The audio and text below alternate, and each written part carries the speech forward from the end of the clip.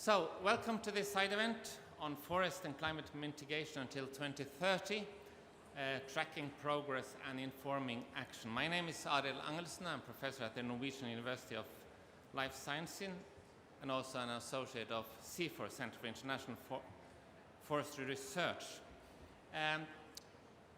It's 4 organizations behind this. It's my university, it's CIFOR, it's Climate Focus, and finally the University of Helsinki. This is not a kind of an arranged marriage, but a voluntary love marriage and merger of different side events that one has to do these days. But I think we have put together a great program with some great speakers, some great panelists on my left here. And we'll have some pleasurable and enjoyable and educative 3/4 of an hour or so. Winston Churchill apparently once tweeted, as they say, he said, however beautiful the strategy, you should occasionally look at the results. And in some ways I would argue, but we are not having a debate on this, many parts of RED is a beautiful strategy. It's about incentivizing and compensating those that actually do deliver on climate mitigation by reducing emissions.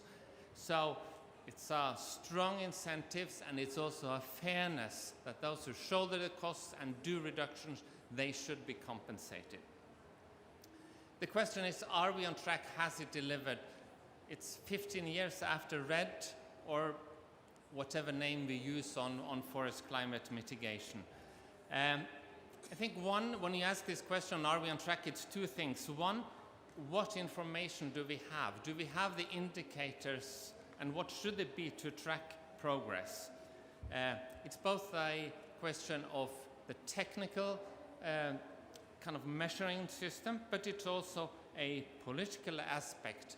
Are these numbers that we get trustworthy? Are they sufficiently detailed so we can use it to make course correction and track progress? Some of us have worked on what's called the politics of numbers, where numbers are biased, either to present and paint a glorious picture of the results, maybe to secure the next round of funding or win an election, or that one, for whatever reason, ideological or others, don't like the mechanisms being proposed and implemented, and therefore kind of highlight the negative parts. So we have an information system, but to what extent is it trustworthy and can be used? And the second, given whatever system we have, are we on track? And the panelists and the speakers will focus on this.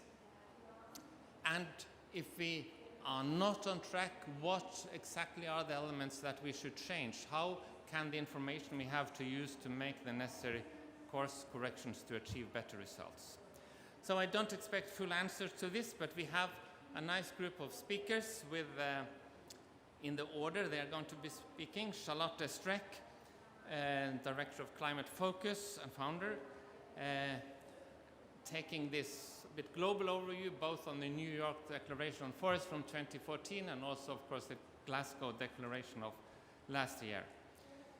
Then Richard Atyi, who's a regional convener of CIFOR-ICRAF based in Cameroon, who will zoom in on the Congo Basin. And Larson, who's the team leader of the Government Equity and Wellbeing, also at CIFOR-ICRAF, based in Washington, but have long experience from different parts of the world, will speak more about the safeguard, and as you know, the safeguard information systems being one of the 4 pillars of the Warsaw framework on RED. So, welcome Charlotte, 8 minutes.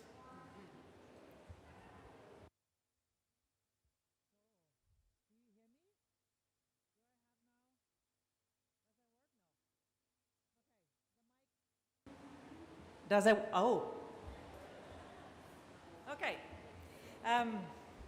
Tracking progress and informing action. I will focus on the tracking progress part. And just a few words of context.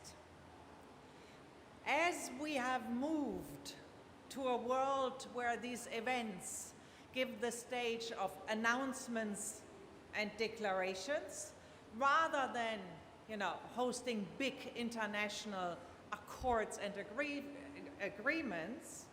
We have moved from the legislative framework of the UNFCCC to declarations, announcements, and statements of intent that are not linked to any accountability or tracking mechanism. So this is why we are here now, a group of civil society organizations mostly, informing about progress in meeting declarations and statements of intent. I'm saying this because in this world of announcement and declarations, no classical accountability mechanism is working any longer. So what we are trying to do is to inform about progress that governments have made to meet declarations, and for this we need civil society to team up and work together to bring the highest level of transparency to these different efforts. First slide. So this story all started 7 years ago. In fact, it started 8 years ago. 8 years ago, leaders of nations, leaders of indigenous communities and corporates and civil society organizations came together in New York and adopted the New York Declaration on Forest.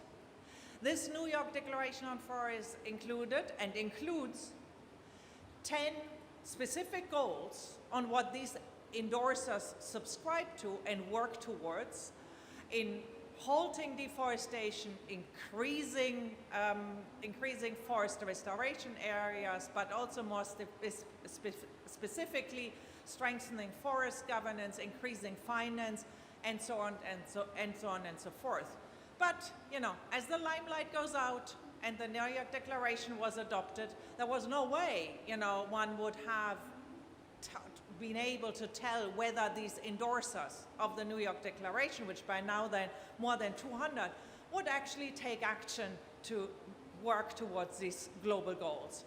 So we supported the launch of a network of civil society and research organization, back then called the New York Declaration Assessment Partners, to publish annual reports that look at progress towards meeting these 10 goals. By now, we have more than 20 Forest Declaration Assessment Partners, formerly known as New York Declaration Assessment on Forest Declaration Partners, that all work together in publishing and collecting data and publishing these annual reports on the state of the forest. Why are we now called Forest Declaration Assessment Partners and not New York Forest Declaration Partners? Is because we have a lot more forest declarations. As some of you may remember, in Glasgow last year, a whole number of additional commitments were made towards forest progress, while unfortunately we hadn't met the original, or the world hadn't seen progress or sufficient progress towards the initial New York Declaration goals. We have now many more. So we also have many more reports. Next slide. So we have now published 8 flagship reports focusing on major themes, looking at the whole 10 goals of the New York Declaration on Forest. Again, stabilizing forest cover, enhancing restoration, removing deforestation from agricultural supply chains, avoiding any deforestation and forest conversion related to basic needs, to other economic sectors, increasing forest coverage through restoration, finance, improving forest governance, and so on and so forth. We also have, because we realized very quickly that having every year an update on this individual report would not make the most exciting read, because the progress is so incremental from year to year. So to make the lecture, for everybody a bit more interesting, we also published, in addition to give these annual updates, specific topic reports. So we zoomed into these different individual goals and gave detailed account on progress towards eliminating deforestation from agricultural commodities in 2016, or in forest governance in 2018, and then we went back to look at all of them, and so on and so forth. So this group, and in the meanwhile, we increased the group of declaration partners to this group of over 20, and every year we welcome new partners. Next slide. So, as I mentioned, our focus has a bit shifted from New York Declaration to this broader declaration, a number of declarations after Glasgow. So we look now at all relevant forest declarations and publish reports, but we do more than that. We also focus on building the partnerships among the civil society organizations. We do the tracking progress, and we get news coverage and communicate about this. And we also try to approach directly policymakers to take into account some of our findings in policy making. Next slide. So, what can I say? I'm not here for the good news. The good news is for the rest of the panelists. So far we have achieved very little of the announced goals. We have the goals that we have not achieved on deforestation, degradation, on restoring 300 million hectares of landscape, eliminating deforestation from commodity supply chains, and so on. We cannot we cannot close any of our agenda for achievement, but there has been some progress. Next one. So, global deforestation decreased in 2021 by 6.3%, so it's, it has gone down, but not fast enough. In particular, not in Latin America and not in tropical Africa, which are not on track to meet the the Forest Declaration goals, sorry.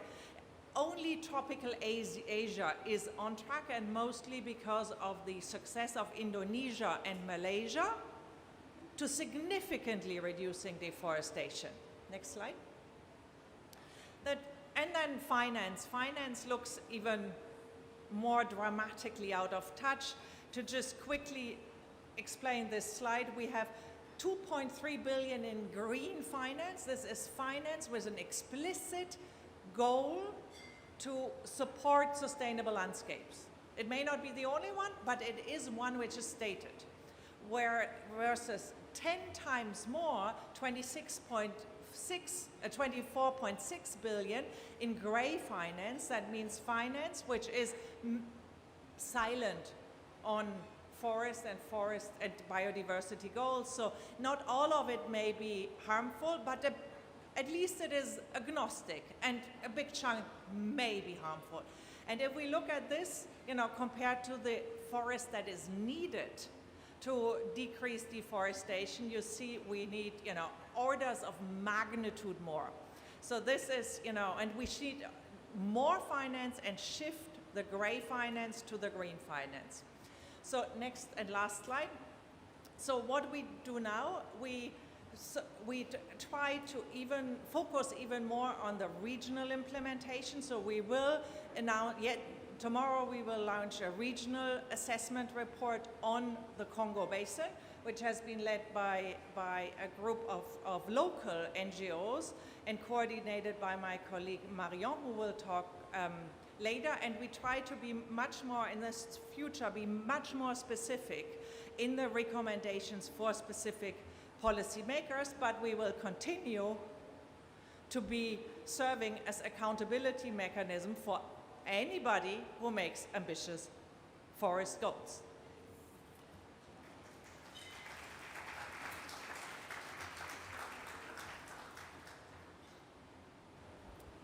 Thank you.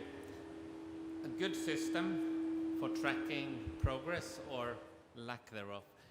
Richard, zooming in, as I said, on the Congo Basin, and your floor is yours. Okay, thank you. I was asked to say something about the where the lesson learned from the Congo Basin. It wasn't clear the lesson about the impact or about even the system of collecting information. So next slide. I will focus on the Observatory for the Forests of Central Africa because as CIFOR-ICRAF, we also support the observatory and track progress with it. The observatory was set already in 2007 and we collect data for the 11 member countries of the Commission for the Forests of Central Africa. Our data are at three levels. We collect data at the regional level, mainly for the forest cover.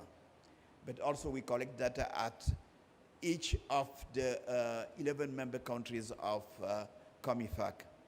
And we try also to go down to the sites. The thematic areas that we cover are the institutions, the new laws, the new institutions, the governance system. The second one is the trend in forest cover, which is done with technologies. And we especially focus at the level of sites on timber production from forest concessions, but also on protected areas. So in each of the countries, we have data collection teams, and also globally we act. We have tried to harmonize our indicators with the ones of the major data collections or progress tracking systems. For instance, the Forest Resource Assessment of FAO. And then we dealing with climate finance.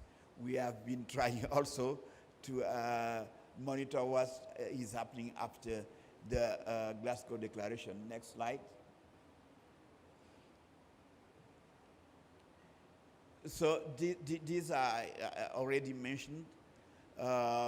In terms of institutional arrangement, we not only monitor what the countries are doing, but also the support they are receiving from donors, for instance.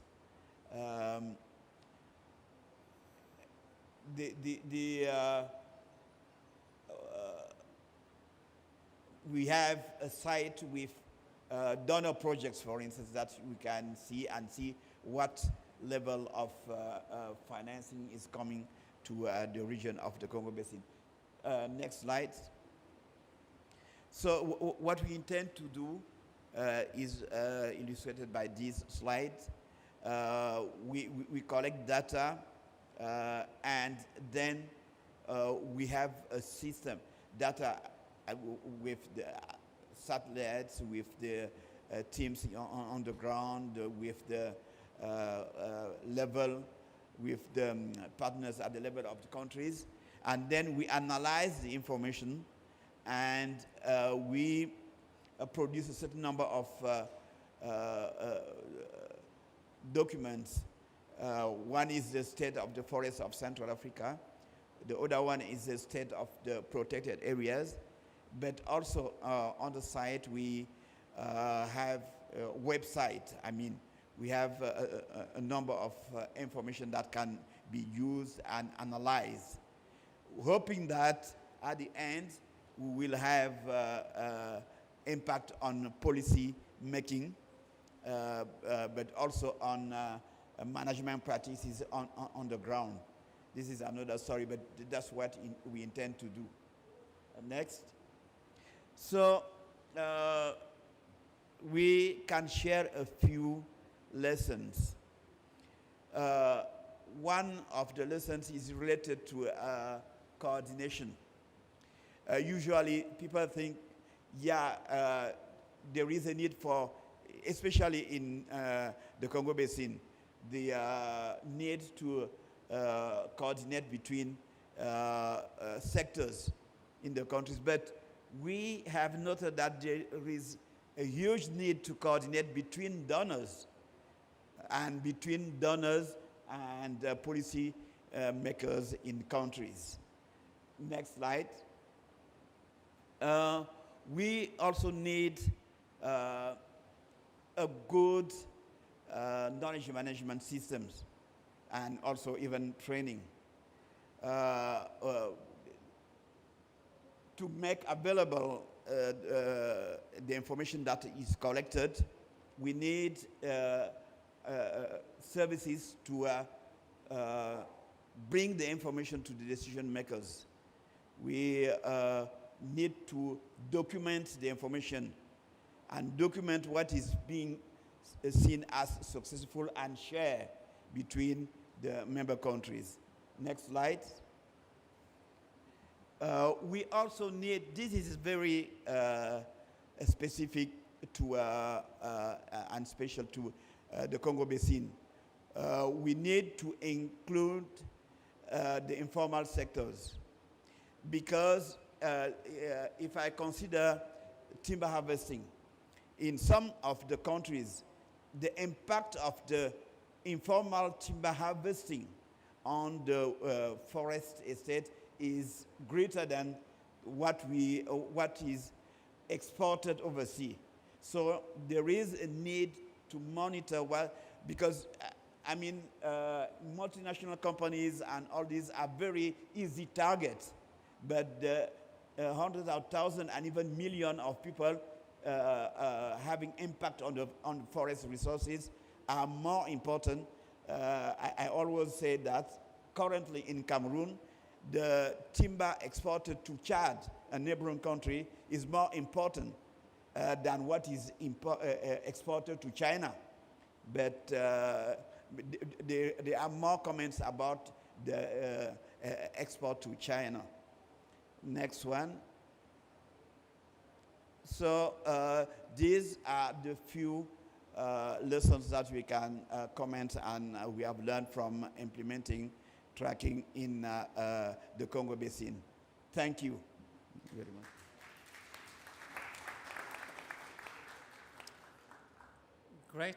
Great initiative, the observatory. Next and final of the first set of speakers is Larson, please. Thank you. Oop, wow, that is really loud. Sorry. So I'm going to talk about safeguards for Indigenous peoples and local communities, opportunities and challenges. Next slide, please. So first I'm going to talk a little bit briefly about a global review of safeguards that we did, including an analysis of a series of safeguard standards. Then I'll talk about some country-level results, focusing a bit more on the DRC than our other countries, and some preliminary general findings. Next slide, please. So, excuse me.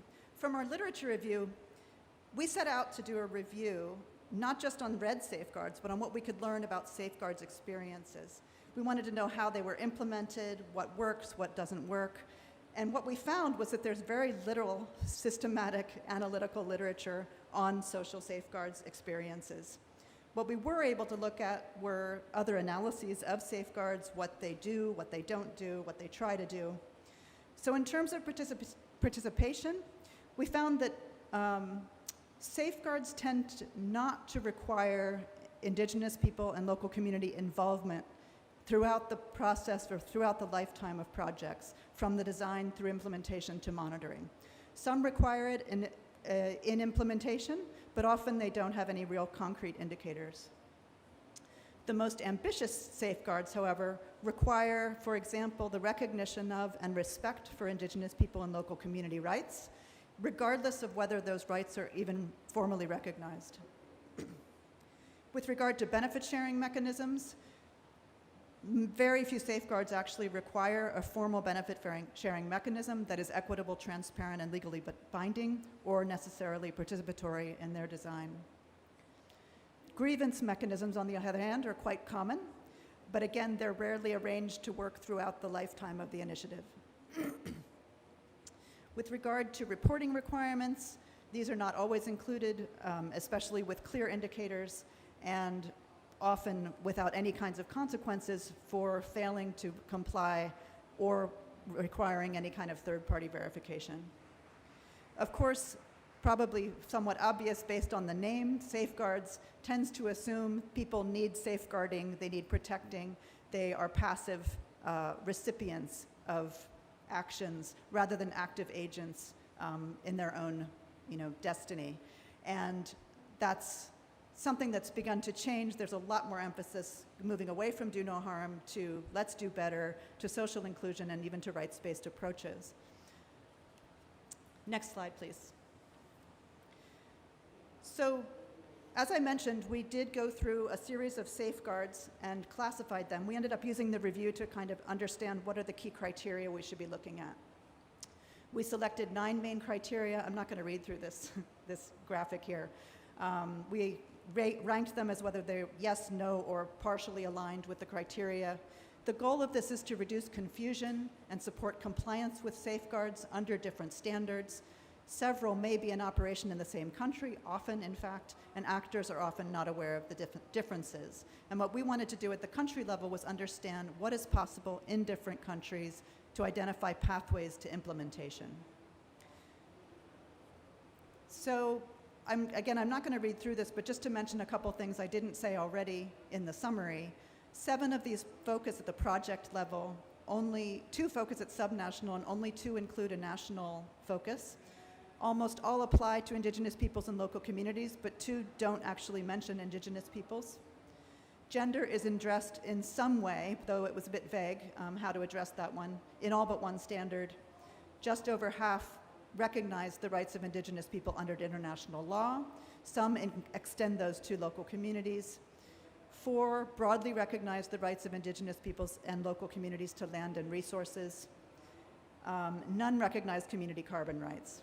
So I'll just go on from there. So just to let you know, one more, next slide please.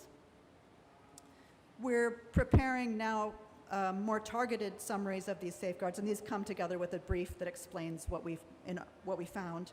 We have one coming out on gender. This is not yet the final version, but it's in press.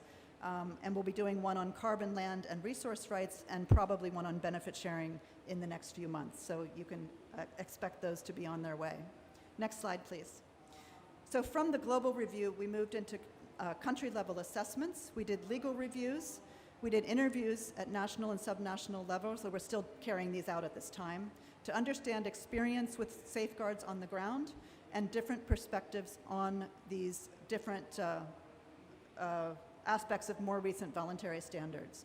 And again, the idea is to clarify understanding, perspectives, and safeguard experiences, opportunities, and challenges. So in the DRC specifically, we've done 29 interviews so far, but we haven't gotten through a full analysis of the findings. So I'm just going to present a few preliminary findings here. Next slide, please. So this is, again, just so you know, this will be coming. It's a brief on the analysis of law in DRC, looking at the same criteria across the safeguards. We want to know how they address the different criteria that we identified as key for Indigenous and community rights. Next slide, please. So with regard to some of these preliminary findings from the interviews, of course, DRC has a diverse population tied to traditions with rules that are favorable to conservation. These are things that people in the interviews felt very strongly about. The first RED+ experience in DRC made it possible to reconsider the legislative framework on management of forests, land, and the protection of vulnerable populations. There's strong involvement of actors at the national level. They feel sufficiently informed of the RED+ process and the safeguard systems. There's a lot of political will. The DRC proposes to be a solution country for climate change problems. And it's among the most advanced countries in the Congo Basin with regard to the institutional framework on climate change. And the CAFI funding is something else that people talked a lot about. Next slide, please. So here I refer to some of the challenges that are coming across the various countries. In DRC specifically, it's only experimented with one safeguard system so far, the FCPF system. And with regard to the legislative reforms, some of these seem to have stalled a bit, or they're taking some time to actually be finalized. Across the countries, we see that though there was strong understanding and involvement at the national level, there's weak inclusion of stakeholders at subnational and local levels, and there's a lot of confusion, especially where there are multiple processes going on. In some countries, not in the 3 that we studied, there were up to 12 safeguards being implemented, different ones being implemented in the same country. So another important finding, of course, is that law is a very important factor, but implementation in all of this is key. As Charlotte mentioned earlier, implementation is what we're not seeing a whole lot of. And last slide, please. So in terms of some of the conclusions, and some of this is coming from the recent developments around Article 6, I thought we'd be beyond do no harm safeguards at this point, but I see we're still coming back to even guaranteeing do no harm safeguards. So we feel strongly there need to be clearer safeguards and they're binding minimum standards. So in terms of some of the general findings, there's considerable variation in safeguards themselves and in the practice on Indigenous and community rights. There's limited experience with implementation, with indicators. Social safeguards are not rigorously monitored or researched. There needs to be a bottom line requirement as a minimum standard given the potential of harm. Free, prior, informed consent in particular is something that varies a lot among countries. There's no standard meaning, design, or legal protections. Countries need clearer guidelines, especially on FPIC, and these should be in line with the United Nations Declaration on the Rights of Indigenous Peoples, not weaker country laws. Thank you.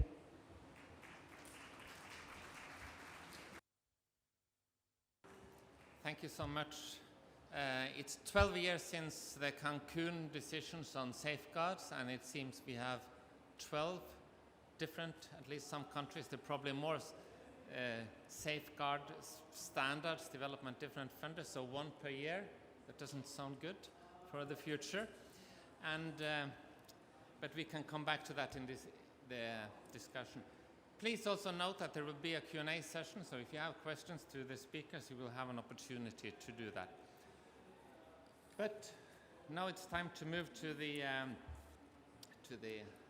right side, or left for you, side of the table, with Marion leading the panel discussion and switching language eventually. Thank you, Arild. And I'll start in English and we'll switch to French afterwards.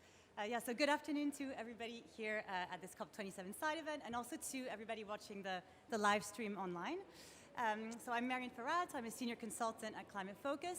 I've been involved in the Forest Declaration Assessment work that Charlotte presented earlier on, and specifically in the first regional Forest Declaration Assessment that took place this year, and that the report will be published tomorrow. So we're now going to move on to a panel discussion focusing on concrete action in the absolutely critical region, that is forest region, that is the Congo Basin.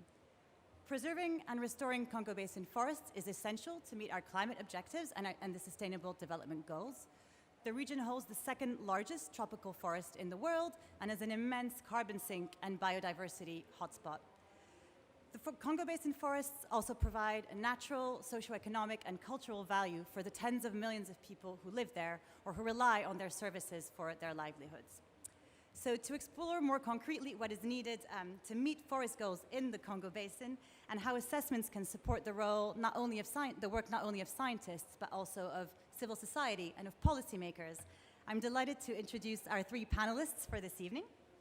So first, to my right, we have Solange Bandiaky-Badji, who is the coordinator of RRI, the Rights and Resources Initiative, which is a global coalition of over 150 organizations advancing the rights of indigenous peoples, local communities, and Afro-descendant peoples.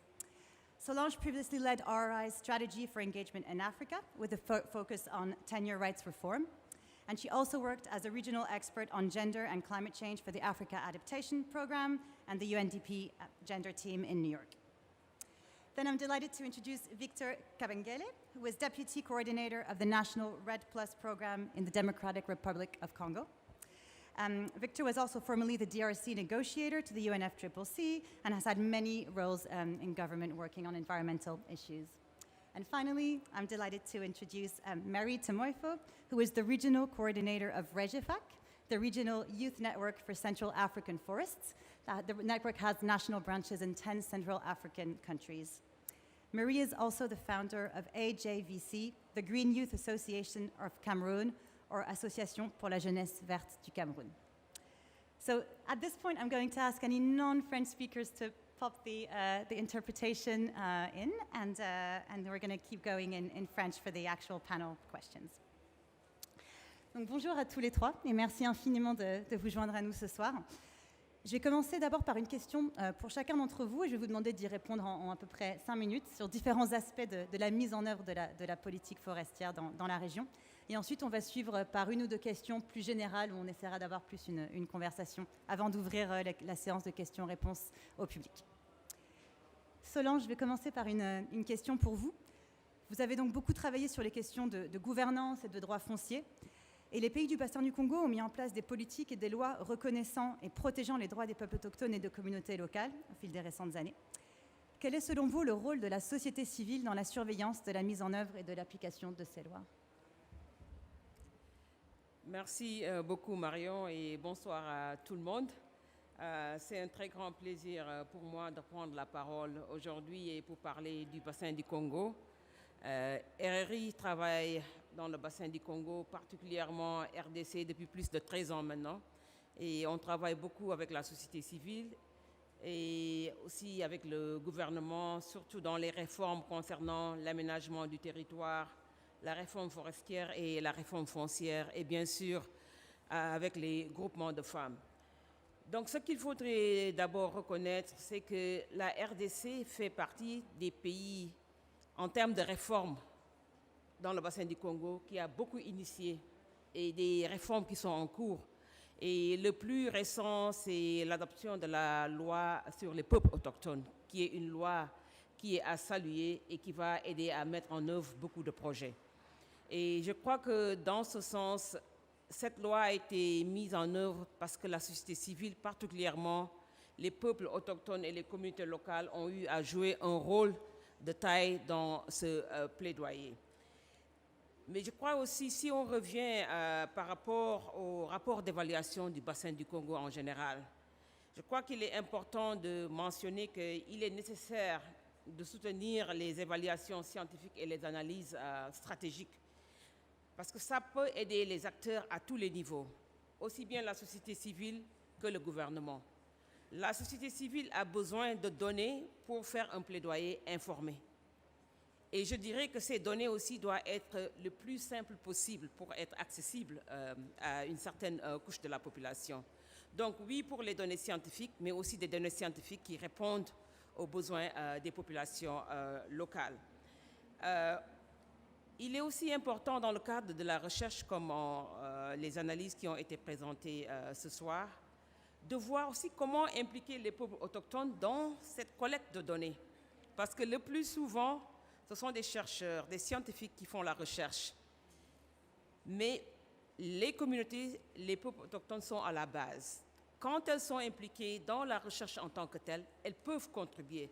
Et je crois que Covid nous a renseigné que avec la pandémie, les chercheurs n'étaient plus en mesure d'aller sur le terrain. Donc il fallait se rapprocher des communautés pour la collecte de données. Je crois que c'est quelque chose qui pourrait être mis en place pour favoriser des genres de recherches comme les rapports d'évaluation sur les forêts et aussi du bassin du Congo. Et je dirais aussi que quand il s'agit des recherches qu'on retrouve et les lois, il y en a beaucoup en Afrique. Il y a beaucoup de bonnes lois, des lois qui sont progressistes. Il y a beaucoup de recherches, beaucoup de rapports qui sont produits. Mais le plus souvent, ce qui manque, c'est la mise en œuvre. Et je crois que ce qu'il faudrait chercher aussi, de voir quels sont les moyens, les stratégies qu'on doit mettre en place pour la mise en œuvre. Et une des stratégies, c'est de voir comment créer une coordination avec la société civile, le gouvernement et tous les acteurs scientifiques. Et je crois que cette collaboration multi-acteurs pourrait aider. Et peut-être deux autres points avant de passer la parole à mes collègues. Concernant les promesses de RED+, je crois qu'on n'a pas eu les résultats sur lesquels on s'attendait. Je crois que ça, c'est un constat qui est là. Maintenant, la question, c'est de voir maintenant qu'est-ce qu'il faudrait mettre en place ou bien quel autre mécanisme mettre en place pour pouvoir contribuer à prendre en compte les défis que la RED+ n'a pas pu prendre en compte.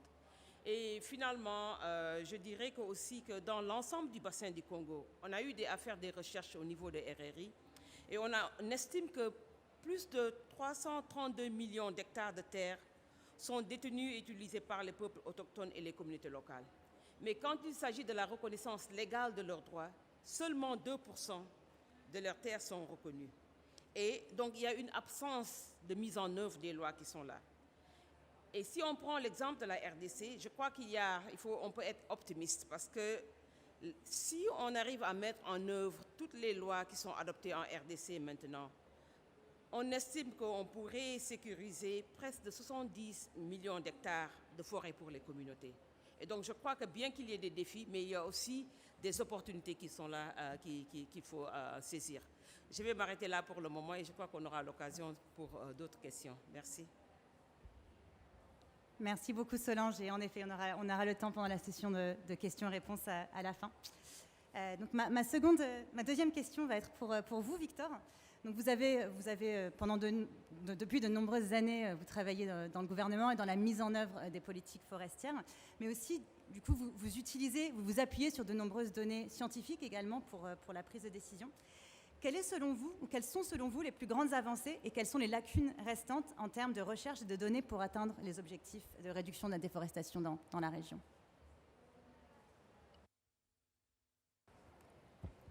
Merci bien pour la question. Je voudrais également dire bonjour à tout le monde et merci de l'opportunité que vous nous donnez de pouvoir parler de la question de forêt dans le bassin du Congo et particulièrement en RDC.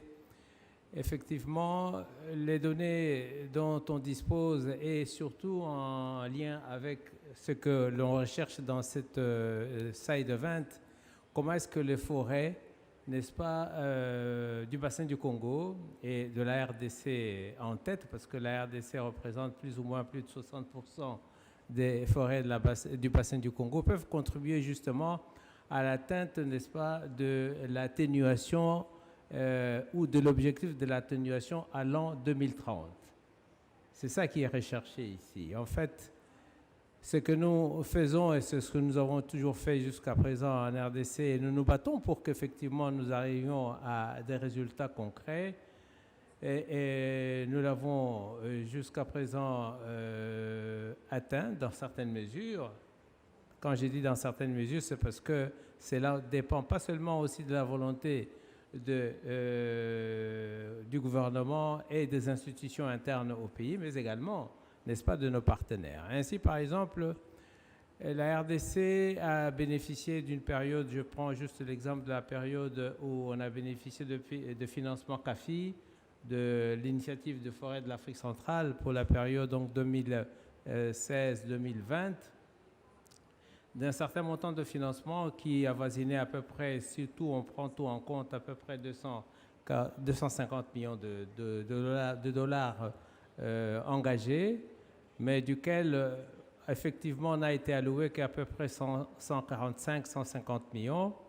Et des actions ont été menées en RDC sur deux secteurs principaux. Un, c'est le secteur de réforme, des réformes clés. Et dans ce secteur de réforme, on a mené des réformes dans le cadre de l'aménagement du territoire. Une réforme très importante parce que vous savez que la RDC, c'est un pays continent. Et si nous n'avons pas, n'est-ce pas, un plan d'aménagement du territoire, un plan d'utilisation des terres, nous avons des problèmes réels de superposition, n'est-ce pas, d'utilisation de terres. Nous devons donc absolument arriver à sécuriser, n'est-ce pas, l'organisation spatiale, de sorte que nous sachions, n'est-ce pas, que cette partie, par exemple, d'une province ou d'une juridiction donnée est affectée aux aires protégées, donc on ne peut pas faire de l'agriculture, on ne peut pas faire de mines. Ces secteurs, cette partie du pays est affectée à l'agriculture principalement, et en ce qui concerne par exemple l'agriculture, on va en parler, nous dirigeons plutôt vers les savanes abandonnées, n'est-ce pas, dans le cadre d'ailleurs de la déclaration, n'est-ce pas, de New York sur les forêts. Donc, on a donc engagé un programme très, très important de l'aménagement de territoire. Deuxième secteur important de réforme, c'est l'aménagement de la retenue frontière. Vous savez qu'en RDC, comme dans beaucoup de pays africains, on a toujours cette dualité entre le droit civil et le droit coutumier.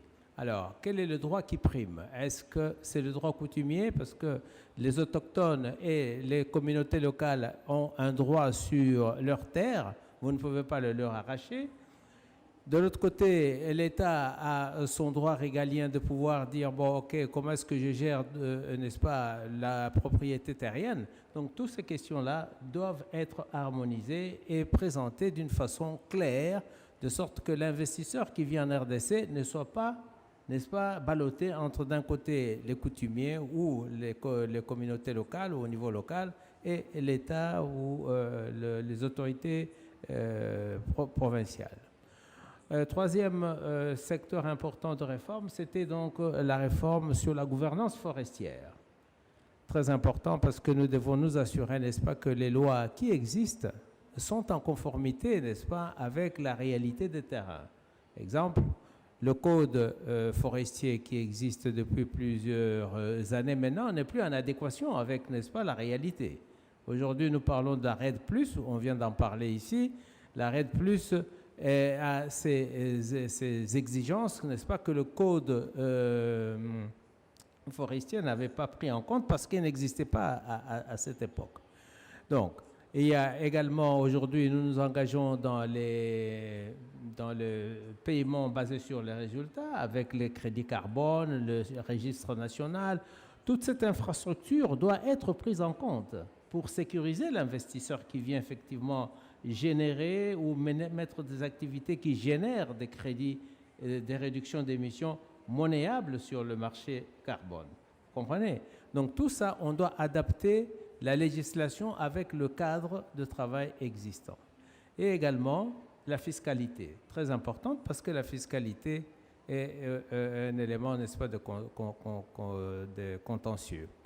Deuxième type d'activité de secteur, on a versé alors dans les activités réelles, et les activités réelles qui ont porté sur la structuration du milieu, qui a porté sur, n'est-ce pas, les activités de reforestation et de régénération naturelle, qui ont effectivement contribué également, n'est-ce pas, à la mitigation que nous recherchons ici.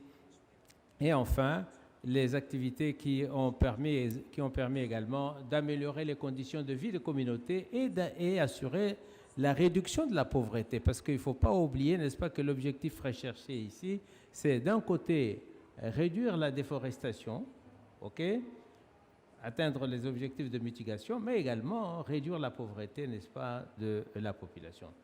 Je m'arrête là, je pourrais continuer, n'est-ce pas, avec des détails pour des questions qui viennent après.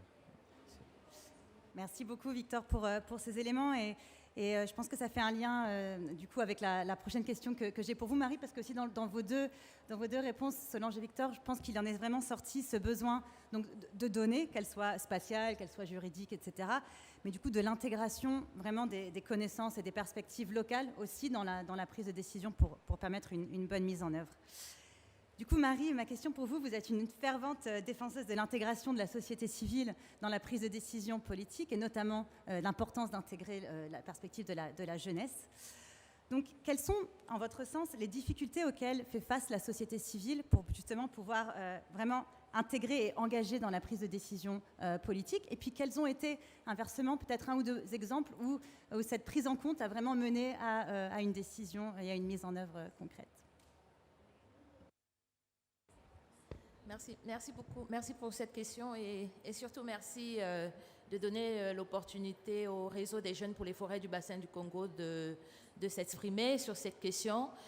Cela fait plusieurs années qu'au niveau du bassin du Congo, nous essayons de donner une voix, une place et surtout une expression de cette jeunesse-là sur les grandes questions de l'heure qui sont d'actualité mais qui concernent aussi le quotidien de tous ces jeunes, de ces millions de jeunes. On parle du bassin du Congo, mais nous parlons là de l'avenir des milliers de jeunes et de femmes qui représentent non seulement le présent mais l'avenir.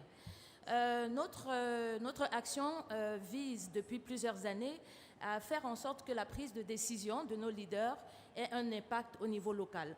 Et surtout, avoir un impact au niveau local, ça veut dire faire en sorte que les déclarations qui sont prises, que les annonces qui sont données puissent être des annonces qui suscitent à la fois parfois l'espoir, qui ont suscité aussi beaucoup d'espérance, c'est qu'au final, elles puissent ne pas susciter des frustrations. C'est la raison pour laquelle faire des déclarations, nous parlons là par exemple de la déclaration de New York jusqu'ici, faire le point aujourd'hui veut dire regarder et donner la possibilité à ces jeunes de se dire voici l'évolution qui a été celle-là de telle année à telle année.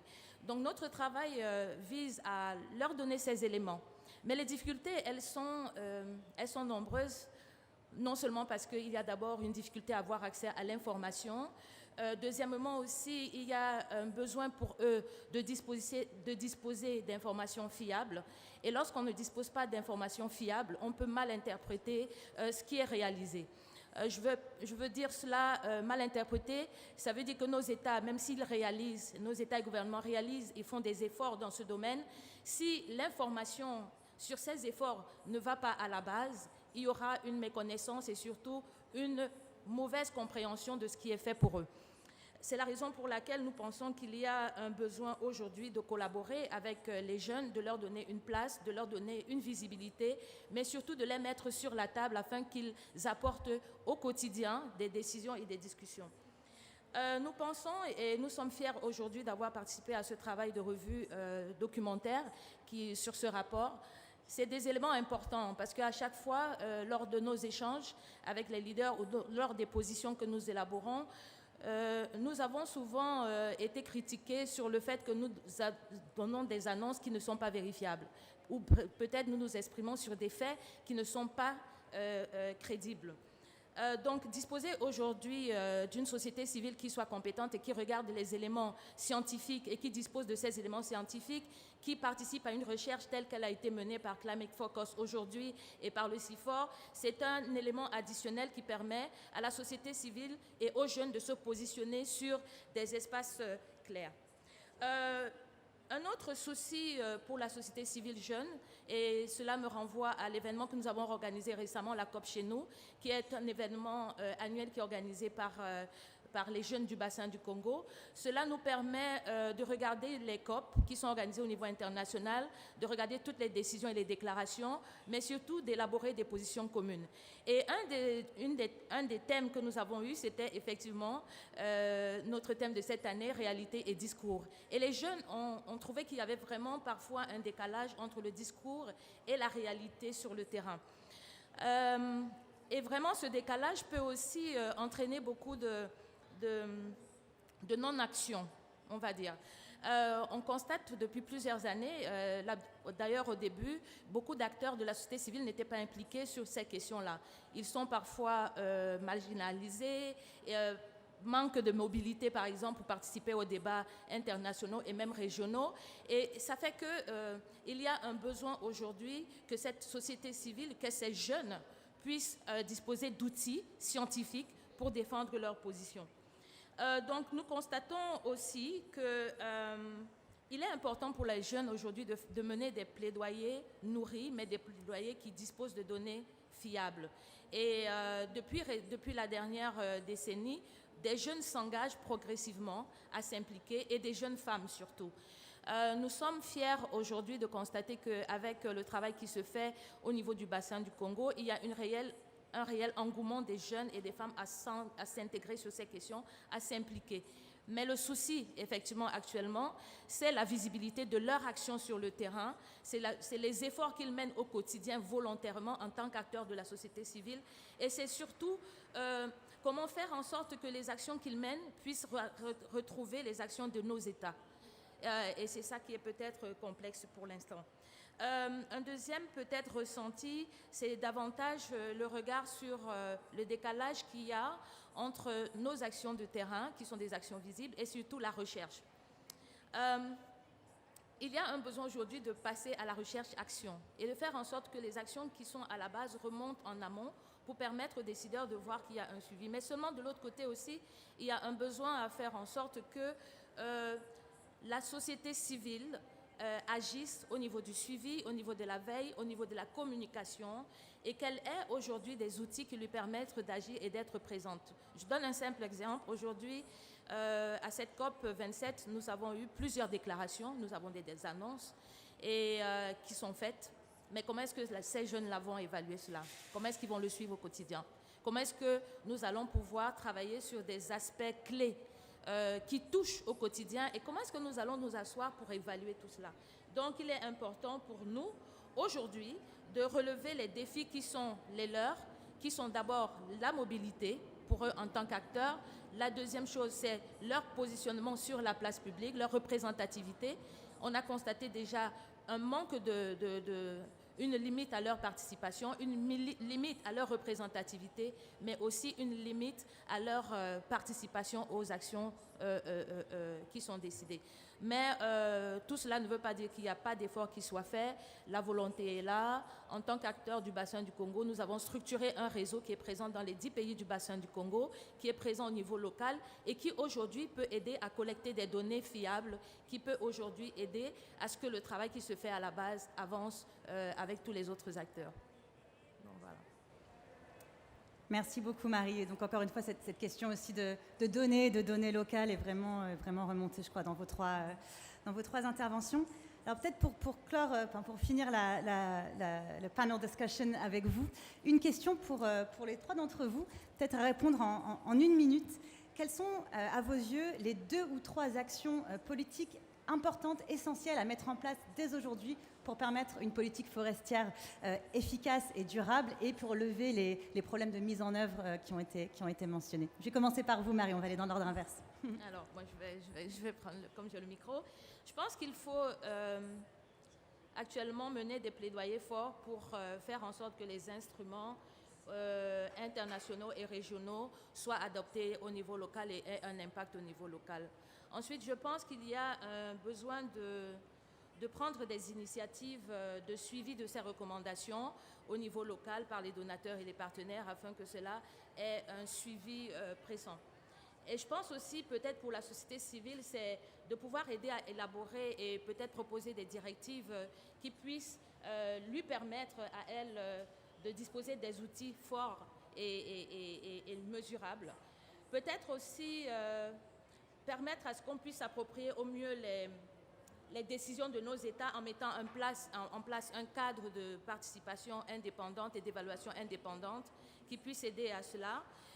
Une troisième action, peut-être ce serait, au regard de l'action, de renforcer la participation, la représentativité des jeunes, des acteurs sur les tables des négociations internationales et ensuite, évidemment, faire un suivi de l'ensemble des déclarations sur la table avec eux en ayant en mémoire que sans eux, tout ce qui se fera n'aura aucun effet. Merci Marie. Je vais poser la même question à vous, Victor. Les 2 ou 3 actions à mettre en place aujourd'hui. Je crois que la première et importante action ou politique à mettre en œuvre, c'est d'abord assurer une coordination interne. Une coordination interne solide entre, d'un côté, n'est-ce pas, les acteurs étatiques, n'est-ce pas, qui, eux, mettent en place ou créent des politiques, les législateurs, qui sont les parlementaires, les sénateurs et tout ça, les communautés ou les acteurs sur le terrain et également les acteurs, le secteur privé. Il faudra donc qu'on ait une certaine coordination interne qui est solide et tout cela basé sur un plan d'investissement ou un plan national de développement qui permet de cibler quels sont les secteurs nationaux qui ont un impact notamment sur les forêts, et qui nécessitent des financements importants. Par exemple, dans notre pays, on sait que les secteurs, par exemple, de l'agriculture, sur Brûlis, c'est un secteur qui consomme, n'est-ce pas, les forêts. Les secteurs de l'énergie, n'est-ce pas, c'est un secteur qui consomme, n'est-ce pas, les forêts. Donc, il faut, comme on dit, si vous voulez protéger les forêts, il faut s'attaquer aux secteurs qui abîment les forêts ou qui impactent sur les forêts. Donc s'il faut mettre les moyens, il faut alors que l'ensemble de ces moyens soient mis en place selon les politiques coordonnées à l'intérieur du pays. Et là aussi, prendre en compte, n'est-ce pas, ce que nous avons dit ici, n'est-ce pas, les secteurs ou les moyens habilitants, donc les réformes qui sont indispensables, parce que si les réformes qui créent le cadre habilitant ne sont pas en place, les choses ne vont pas se mettre correctement en place. Deuxième politique, je crois, c'est un peu approcher les partenaires. Quelle est la politique, n'est-ce pas, qui est mise en place avec les partenaires? Nous devons absolument s'assurer que les partenaires qui viennent, avec les moyens qui viennent, sont les moyens qui vont assurer, c'est que, n'est-ce pas, d'abord, le partenaire qui vient, il doit trouver que nous avons une politique et cette politique est destinée justement à assurer le développement interne du pays et ces moyens qu'il vient avec, plus également les moyens nationaux qui sont indispensables parce que c'est ça qui va booster aussi à ce que les partenaires de l'extérieur viennent. Ces moyens-là doivent être, n'est-ce pas, utilisés conséquemment suivant les besoins du pays et selon le plan, n'est-ce pas, fait par le pays et non pas selon ses considérations à lui. Et autre chose, les moyens doivent aller, le gros des moyens doivent aller sur le terrain et non pas dans le coût, n'est-ce pas, le coût de mise en œuvre ou les coûts des bureaux, je veux dire, n'est-ce pas. Et enfin, je crois qu'il faut que la société civile, qui est très très importante, qui est en fait l'œil et l'oreille, n'est-ce pas, joue son rôle, n'est-ce pas, de gardien ou d'observateur, n'est-ce pas, de l'ensemble de ce cadre-là. Voilà.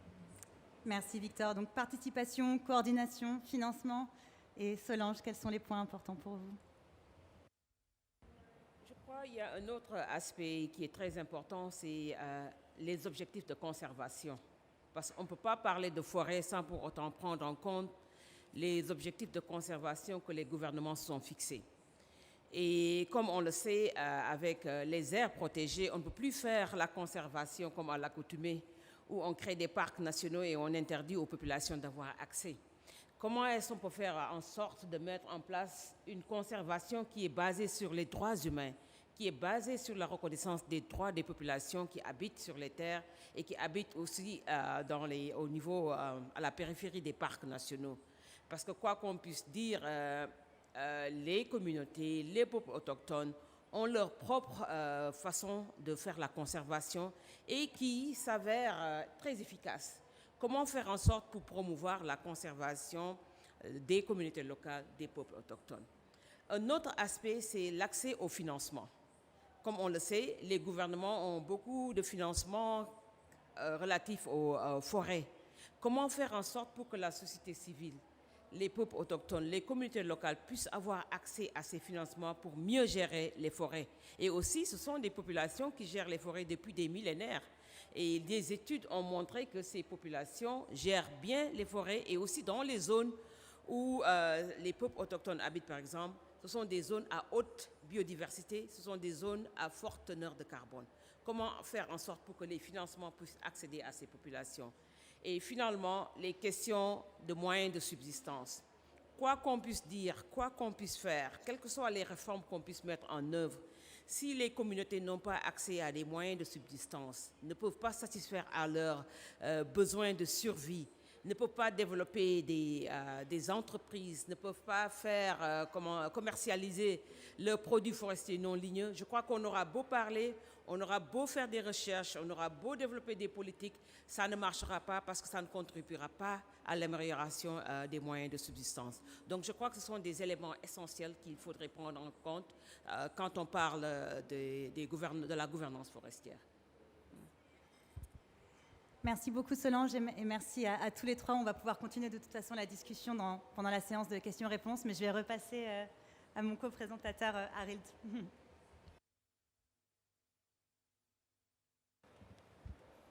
Hi. Great. I just have one question with some quick answers from the three first speakers here. Now, Maria, you mentioned that there's a lot of declaration and goals here, and sometimes I think we should talk more about the past and less about the future. Why? Because sometimes I sense that talking about the goals and pledges and ambitions and declarations can be kind of a substitute for taking stock and critically look at what you have achieved so far. So my first question to Charlotte, when you have started doing this, you're not just assessing the end goals, but for example, pledges on deforestation-free commodity chains and so on. What has been the problem I think you have faced and kind of the main lessons that you didn't know in 2015 when you started on this, on really going into assessing progress? One, maximum two kind of lessons you have learned, things you didn't know 7 years ago. Well, Arild, we also are a bit older. We tend to talk about the past a lot more. Yeah, but I think for the young people, we need to tell them it is about the future what we're doing here, right? About their future. So for the youth that is so present here at the COP. But now, looking at our most important lesson learned. One is that data are still scarce. So. We continue in all our efforts when we look at the different goals and now the different declarations, we run into data problems, in particular, in countries that do not have a close network of university and research organizations, and hence this step towards the Congo Basin report, which is only the first one only. It is only looking at the status quo now, and we now have established a baseline and will continue, from this. The second one is that I seriously doubt that those that adopt these declarations actually want them to be monitored, because they are often so vague in their formulations, so evasive in what they are trying to capture, that you think, well, this, as a lawyer, I speak here now, this is not something that you can monitor because it is maybe also not being formulated to be monitored in its ambivalence. Good. Well, misunderstand me correctly about past and future. I plan to spend the rest of my life in the future, so no question. Richard, yes, I've been followed COP since 2008 and followed RED. But one of the nice things we talked about early days was community-based monitoring system. And the idea of piloting in Tanzania, for example, it's not neighboring of the Congo Basin, was to have this and kind of have an information bottom-up systems where communities are actively involved. And you mentioned both relates to your lessons 1 and 3, I think, about multiple levels engaging informal sector subsistence farmers. Are there any good examples of where you've had this bottom-up monitoring and channels of information that is local level systems being kind of integrated into some more regional, national, or is it still a dream?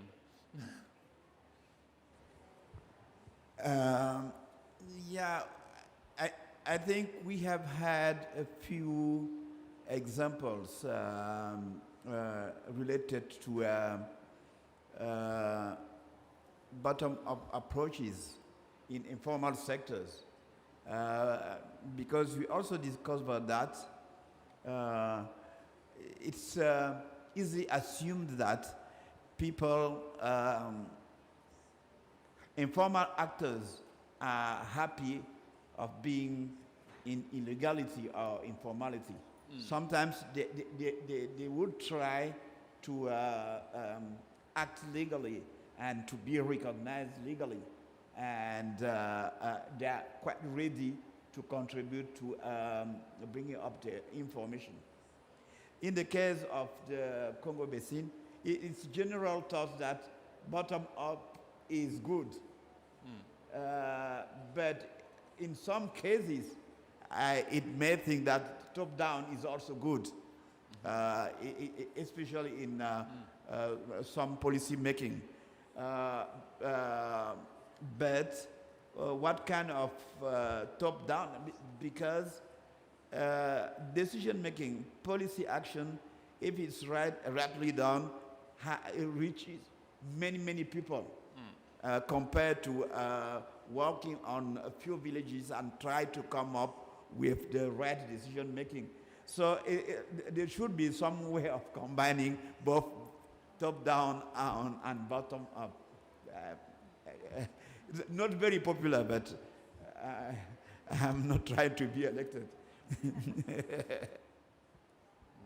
No, I mean, one of the problems of being counted is that you may also be accounted for. So counting and accounting is linked. And you mentioned this, a number of safeguards and different funders have it, and you said for one country having 12 standards, there are probably more than that. To what extent from each country should build up its safeguard information system? Are these standards so differently that you need 12 different systems, or is it basically just the same formulation, so it's not really a problem? To what extent is this kind of number of safeguards a problem for the countries and building good information systems?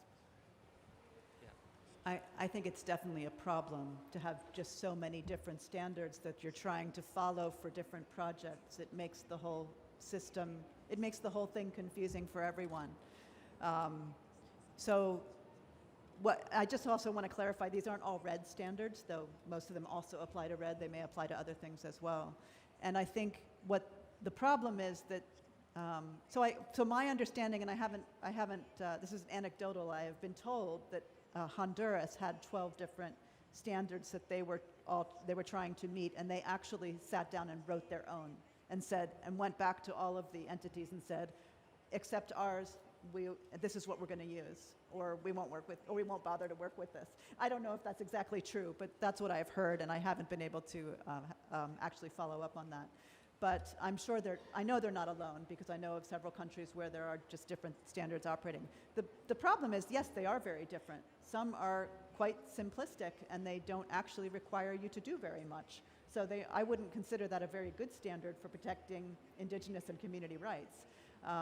And there are others that are very ambitious, like I believe the Green Climate Fund may have some of the best standards out there. Their safeguard standard, they have an indigenous peoples policy, they have an advisory board, but I was just in a session, I think in this same room a few hours ago, talking about how in spite of that very good standard and a lot of accountability around it, it's the companies that bring their energy projects to the bank simply say there are no indigenous peoples where they're working and avoid, in theory, working in any areas where they're indigenous peoples because they simply don't want to deal with it. So, there's a problem when you can't, and the Green Climate Fund is very strong about, we don't want to just do no harm, we want to do more, we want to do better, we want to improve livelihoods. And if it's still not implemented. That's one of the big issues. It's still not implemented. Thank you very much for all those answers. And we're now going to open the floor for questions. We'll take three at a time, and please, say your name and who you're addressing the question to in either French or English. So, any questions in the audience? Yes, 1, 2. Yeah, we'll start with both of you. Please go at the back there. Yeah. Oh, sorry, do we have a microphone? Yeah, please, yeah. You can take this floor.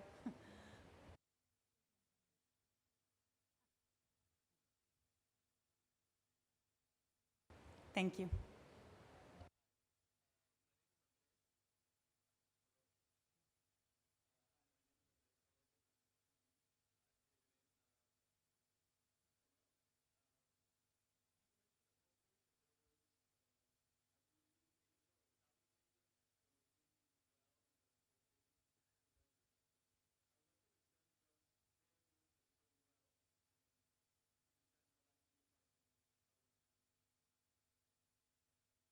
Thank you.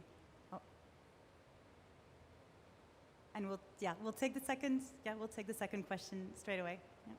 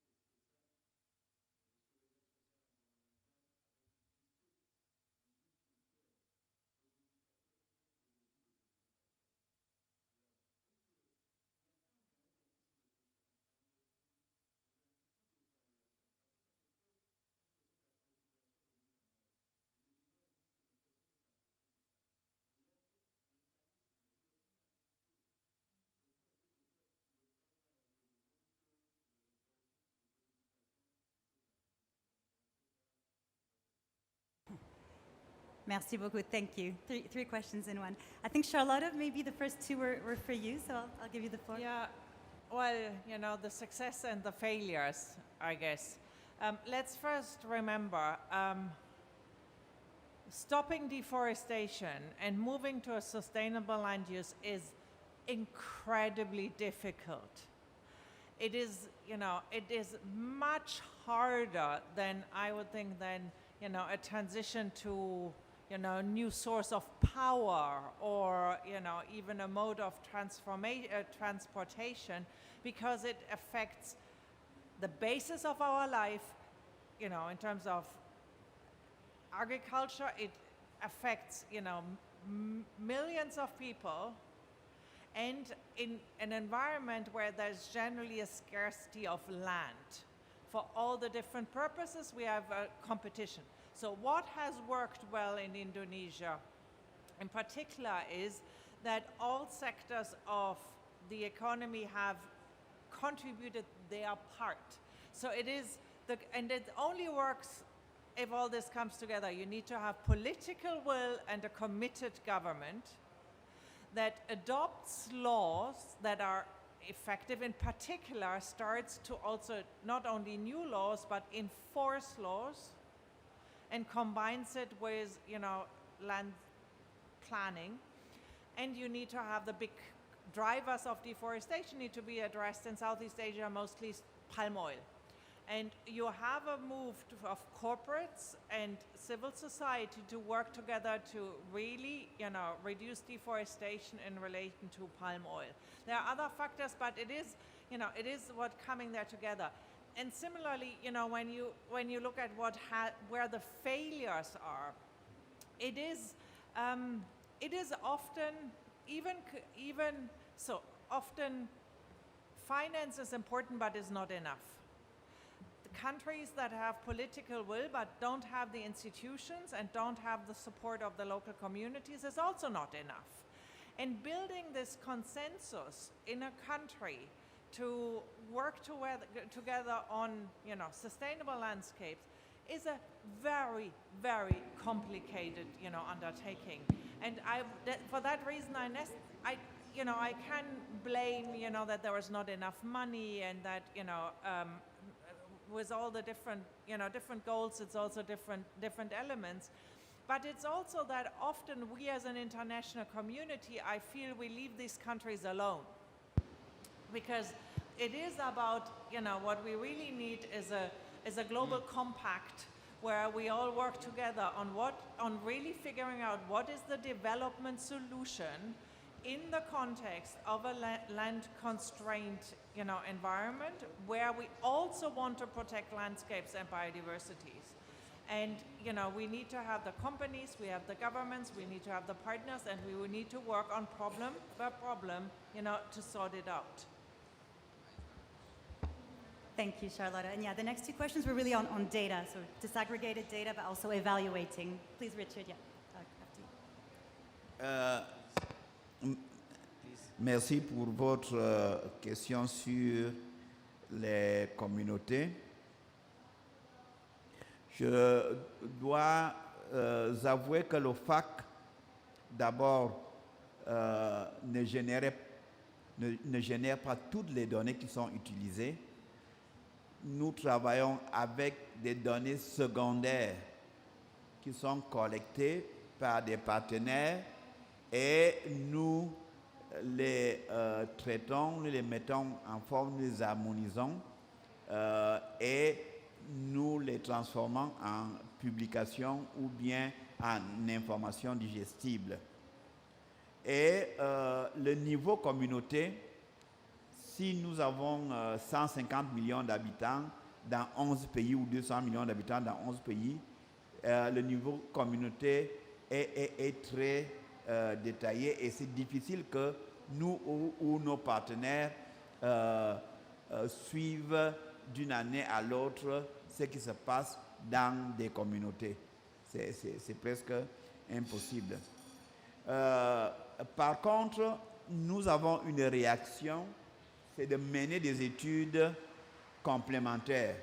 Quand nous identifions un phénomène ou une un sous-secteur ou un domaine qui affecte beaucoup les populations qui vivent des forêts ou les ressources forestières, alors nous menons périodiquement des études. Ça peut être sur les produits forestiers non ligneux, ça peut être sur la viande de brousse ou autre.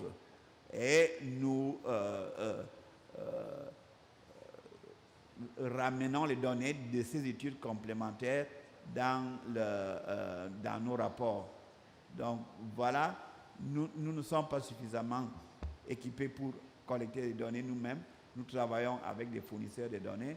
Et deuxièmement, le niveau communautaire est un niveau très détaillé, mais nous avons des études complémentaires pour les actions qui ne sont pas captées par nos fournisseurs de données. Merci Richard. La dernière question portait bien sur les entités d'évaluation des critères. So yeah, question on sort of thinking around evaluation bodies for all the safeguarding data and processes that are in place. Yeah. So from what I can see right now from the ones we've evaluated, only one safeguard standard requires an external evaluation body, and that's the CCB standard. The others require information. They require, sometimes, even when they do require information, there's often not any clarity on the indicators or what kind of information needs to be provided. So I'm not sure if I'm answering your question because there was no translation at the time, so I'm guessing a bit, but in my view, external verification is very important for social safeguards. Thank you, Anna, and thanks for the questions. We'll take two more from the floor. We've got one there and one here. Yep, please. Hello. Oh boy, hello. My name's Ethan Bandiaky. I'm with the World Cocoa Foundation. Hello, Charlotte. I'm staying on the topic of safeguards. One of the key items that comes up, and I lead this global campaign on deforestation in the cocoa sector, is who pays for it? Who's actually going to pay for the application of the safeguards? And especially when you're working in a platform that brings together both the public and the private sector, it's really, you get into a real big gray area as to who is actually responsible for paying to ensure the safeguards of the communities and the farmers who are going to be implicated and impacted by whatever actions are taking place. So I'd love to hear a little bit about the current thinking about the financing and who's responsible. Thank you. And we had another question over here. Yeah.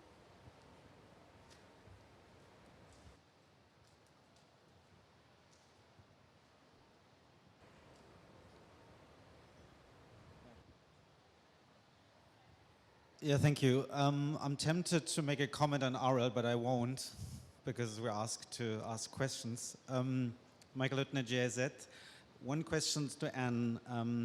One thing struck me when you talked about safeguards was that none of the safeguard systems that you looked at have actually a recognition of local tenure rights and in kind of ensuring local tenure rights. And I was wondering why this is the case. My suspicion would be that in most cases, a full set of tenure rights is very, very difficult to be in place whenever you apply such a system. That's rather a work in progress. But what's your take on that? Is that really the problem? And what can be done in order for safeguards to work on that very complicated issue? Thank you. Thank you very much. I think both Anne were directed at you. So first of all, I think you heard me wrong, or maybe I misspoke. It's local carbon rights that are not guaranteed by any safeguards. Yeah, is that what you meant to ask? Okay. So on carbon rights, I think it's probably just these safeguards were written a few years ago, and I think that there was just no one was willing to say local communities should have carbon rights. I think that might be changing in terms of there's definitely been links in some countries of carbon rights to land tenure rights, and land tenure rights are in fact part of some safeguards. So I think that, and there are definitely more examples now where the state may officially own the carbon rights, but they can allocate them to communities and things like that. So things have moved forward beyond that. But the safeguards did not, I think they mostly just didn't want to tackle it. On the other question about finance, so setting up safeguard systems, I think, is part of, you know, what was the preparation stage called for RED, the readiness stage of RED and all of that, you know, through donations. And I think that that is really important, and I think that some of these things need to be set up with donations to set up the systems so that they work. For example, we're working with the World Bank right now on the new Enable Trust Fund, which I think is officially being launched this week, which is not talking about safeguards, but it's talking about social inclusion. And it's a fund that's going to allow the FCPF countries, people in those countries, stakeholders in the process, it could be the government, it could be local communities, to apply for funding to ensure inclusion practices are being done and carried out, that they're not just on paper, but they're actually being carried out. I think that things like that through the bank and other entities that are requiring safeguards and social inclusion could do the same thing. But I also think this is a cost of doing business. I don't think we should be out harming people. I think it ought to be improving livelihoods. I think we have to have a whole new approach to the way we do business. And that means engaging people on the ground from the beginning so that they're not being pushed off their land, they're being part of the solution. So in that view, it should be part of doing business, whether it's the state or the company or whoever. It just should be part of the costs that have to happen, and consumers should be paying for it. Thanks. So it's time to wrap it up, and I'm given half an hour to conclude, or at least 30 seconds. First, thank you all for attending, the organizer, also Meridian, who assisted in this. If I'm just to sum up, this about counting and accounting and being held accountable. And some, as we heard, deliberately formulate things vaguely so they cannot be accountable. And that's a strategy to use, but maybe also some, as we heard from Richard, some operating not at the border of legality may also have an interest in it.